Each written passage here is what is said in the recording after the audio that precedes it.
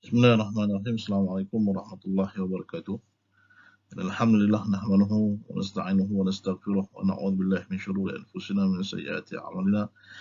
May yahdihillahu fala mudilla lahu wa may yudlil fala hadiya lahu. Asyhadu an la ilaha illallah wahdahu la syarika lahu wa asyhadu anna Muhammadan abduhu wa rasuluh. Baik, untuk topik yang pertama ni adalah kenalan penghayatan etika dan peradaban dalam acuan Malaysia.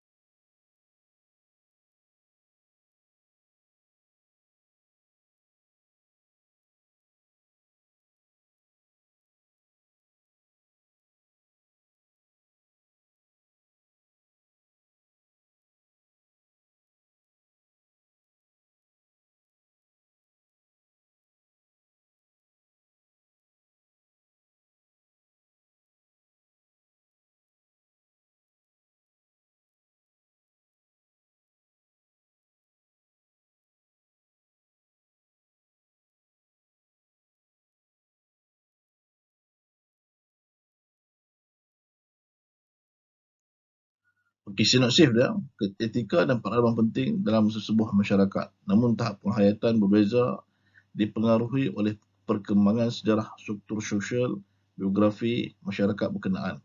Penghayatan etika dan peradaban di Malaysia boleh dihuraikan dan difahami dalam mengikut acuan Malaysia.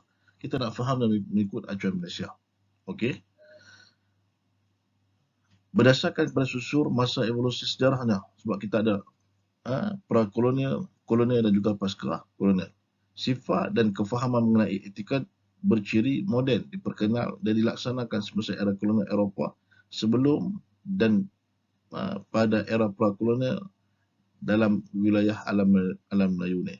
Jadi konsep dan adab, iaitu adat istiadat dan adat resam merupakan sebahagian daripada bentuk etika ketika itu. Adat istiadat ni macam kita kata adat pepatih, adat-adat yang mana ada pada orang Melayu dahulu yang diserap dalam kebudayaan Melayu ataupun kebudayaan masyarakat pada ketika itu. Merupakan sebahagian daripada bentuk etika ketika itu telah wujudnya pendukung sistem nilai pemerintah masyarakat tradisional serta peradaban gabungan kedua-dua bentuk etika tradisional dan moden tersebut. Telah tergerap dalam era pasca kolonial yang pula tersulam dalam acuan Malaysia. Penekanan kepada penghayatan mengundang kita mengupas secara fokus terhadap idea, proses dan praktis etika. Okey. Dan kita melihat kepada apa? Penghayatan etika dan juga peradaban. Ini merupakan pra-kolonial ni, tradisional, adat istiadat, adat resam. Dan kemudian yang kita kata kolonial, moden, etika, etos, etiket. Kemudian pasca kolonial, etika moden, yang adat istiadat, adat etika, adat resam, etika, etos dan etik. Kemudian sejarahnya, peruntukan ini kaedah kita kata apa? Penghayatan etika dan peradaban acuan Malaysia lah. Daripada sejarah, kepada biografi individu, keluarga, komuniti, struktur masyarakat, struktur sosial ni bermula dengan masyarakat, negara dan juga pasaran. Okey, kemudian objektif kita nak membina kerangka pemikiran dan analisis penghayatan etika dan peradaban. Ini objektif untuk kita nak belajar dalam bab yang pertama ni. Okey, penghasilan menjelaskan kerangka pemikiran penghayatan etika dan peradaban, menganalisis etika dan peradaban dari segi individu, keluarga, masyarakat dan juga negara. Ini kandungan dia lah. Slide yang pertama ni etika peradaban apa semua. Kita akan lihat satu persatu slide yang ada dalam video yang telah kita nak akan huraikan.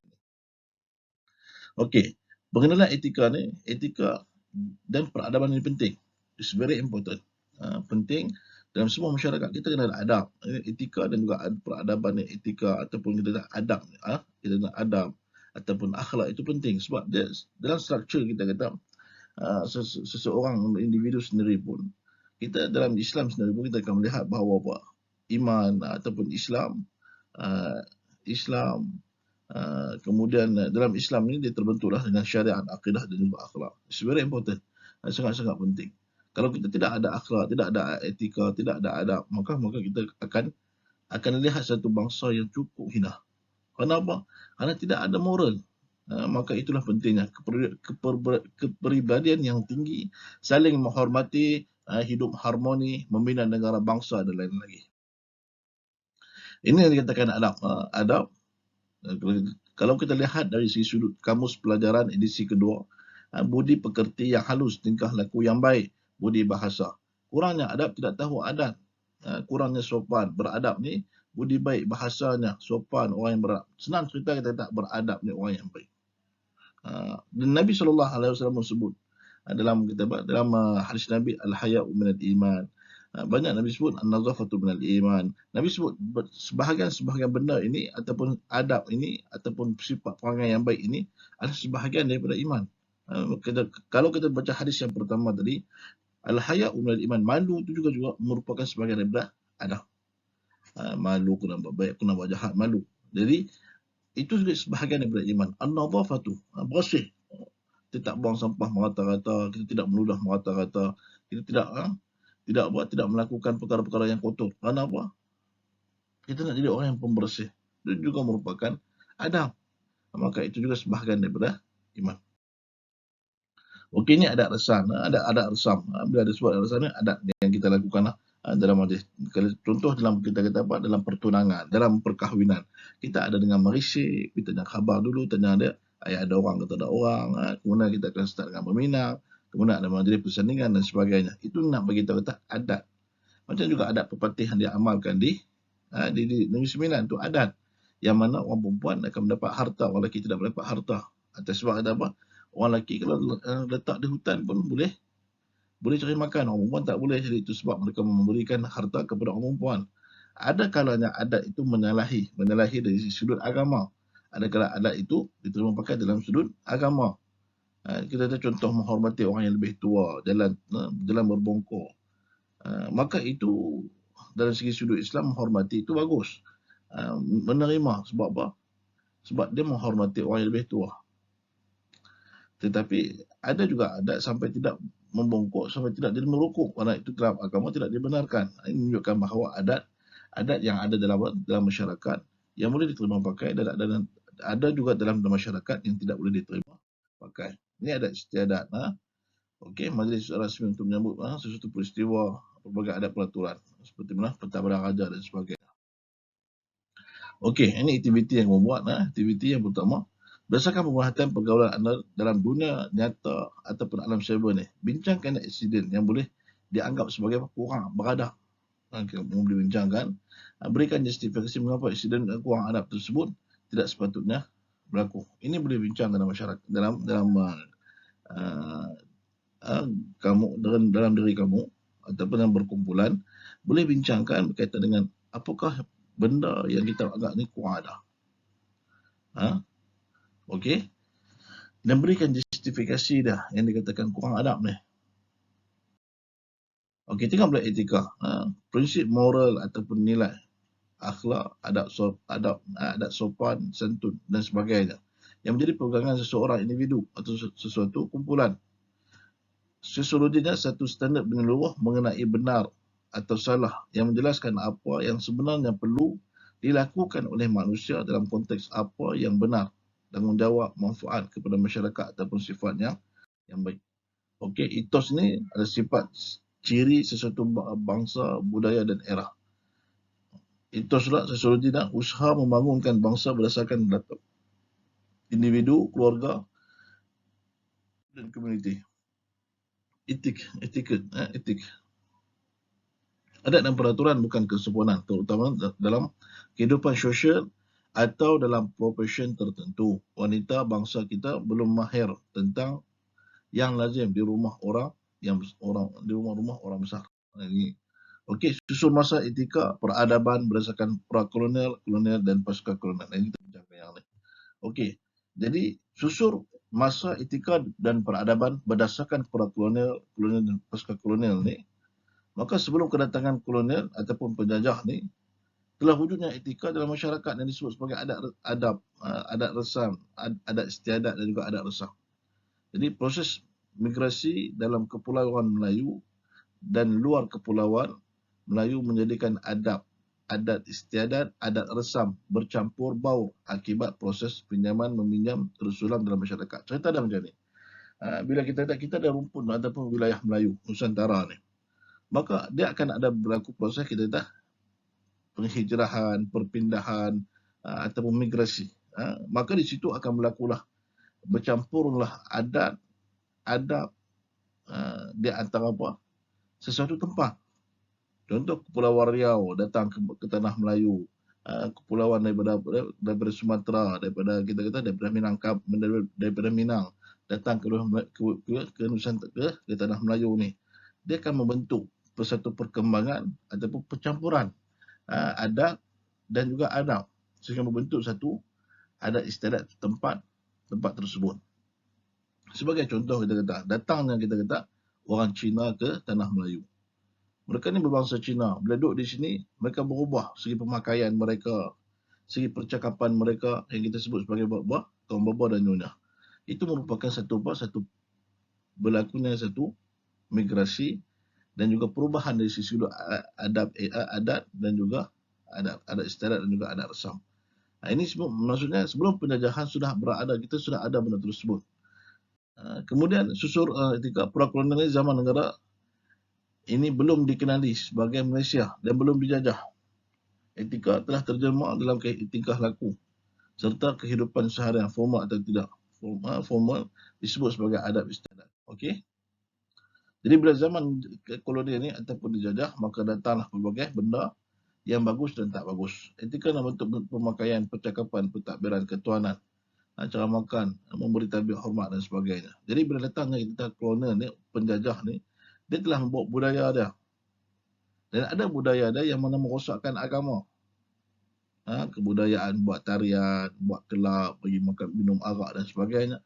Itu telah merosak masuk dalam masyarakat Melayu.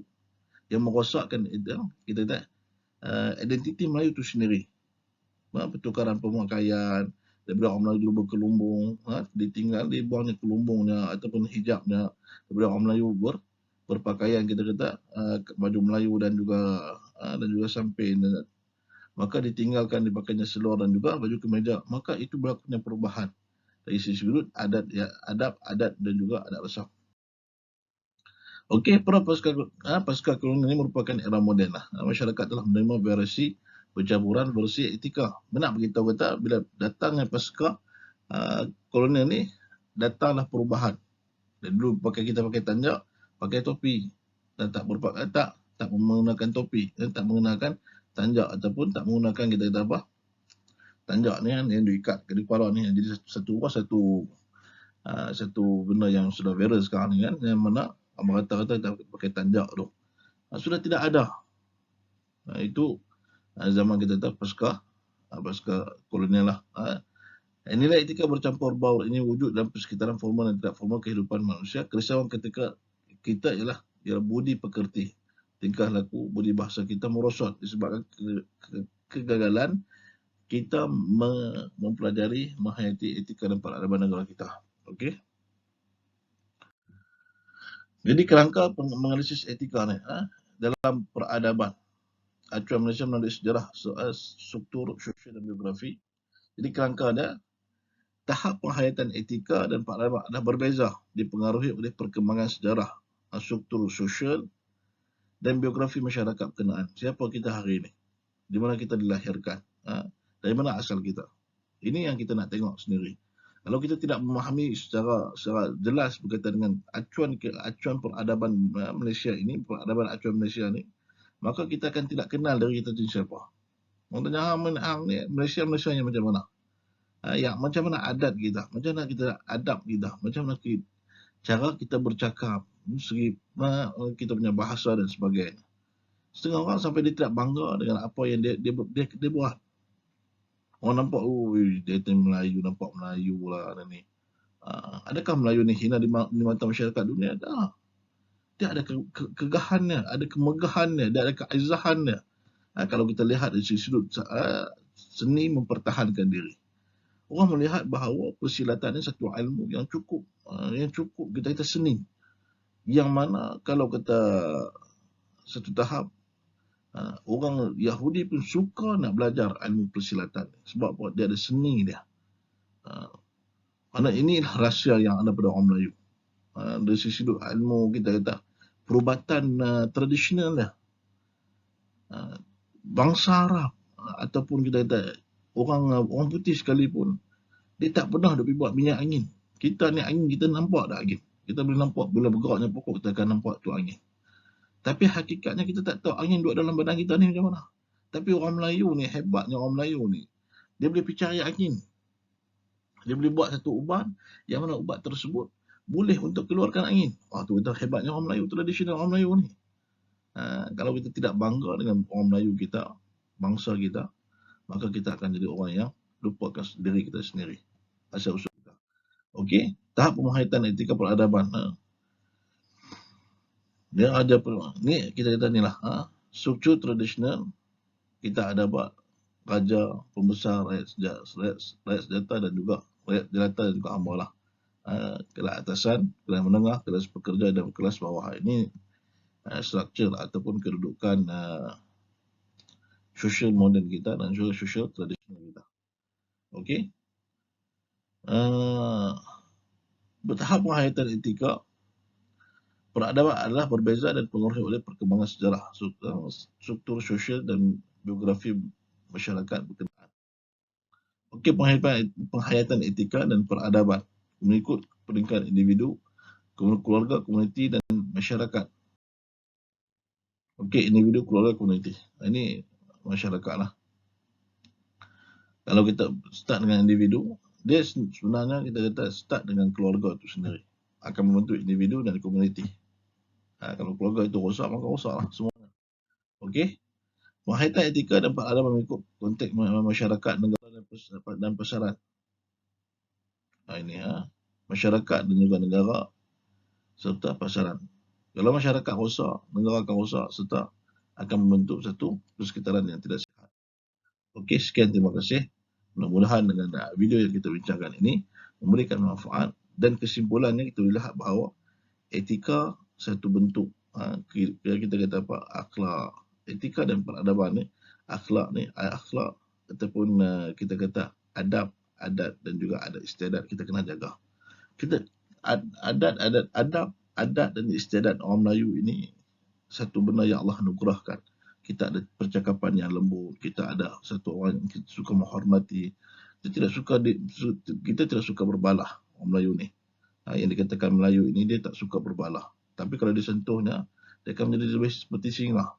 Ini kita kata orang Melayu ni satu orang yang lembut, yang mudah berkawan, yang mudah bergaul, yang mudah menerima bangsa yang lain. Maka kita jagalah identiti kita sebagai Melayu ini, dan kita yang ada adabnya, yang ada etikanya. Dan kamu orang-orang yang kita kata yang generasi yang baru ini, tinggikan nilai-nilai akhlak yang baik. Itu sahaja. Kalau kita sudah runtuhnya akhlak, maka runtuhlah generasi yang akan datang. Kita tidak menghormati ibu bapa kita, kita tidak menghormati guru-guru kita, kita tidak menghormati orang yang berada di sekeliling kita. Akhirnya akan merosakkan masyarakat dan juga pasaran. Jadi Ustaz mengharapkan bahawa satu perubahan dan tanamlah nilai Islam itu sendiri dalam kehidupan kita. Yang paling penting kita kena rasa malu, kena ada sikap malu itu. Kenapa? Bila kita malu, kita tidak akan melakukan dosa kepada Allah Ta'ala, tidak akan melakukan keburukan kepada orang lain, sebab ada sifat haya'u itu. Maka dalam video yang pertama ini, saya ingin nak pesankan kepada antum bahawa jagalah akhlak, pertingkatkan akhlak kita. Dan akhlak ini dia ada dua akhlak, akhlak mahmudah dan akhlak mazmumah. Maka kita berbanyakkan nak melakukan akhlak yang mahmudah, akan tercirilah sifat seseorang tersebut. Kita banyak bersabar, kita banyak bercakap benda yang baik, tak suka nak mengutuk orang. Ini merupakan adab dan juga ada istiadat yang sudah ada dalam bangsa kita. Jadi insya-Allah mudah-mudahan sedikit sebanyak perkongsian ini memberikan manfaat. Wallahu a'lam. Aqulu qawli hadza, astaghfirullah li wa lakum wa lisa'iril muslimina wal muslimat wal mu'minina wal mu'minat fastaghfiruh innahu al-ghafurur rahim.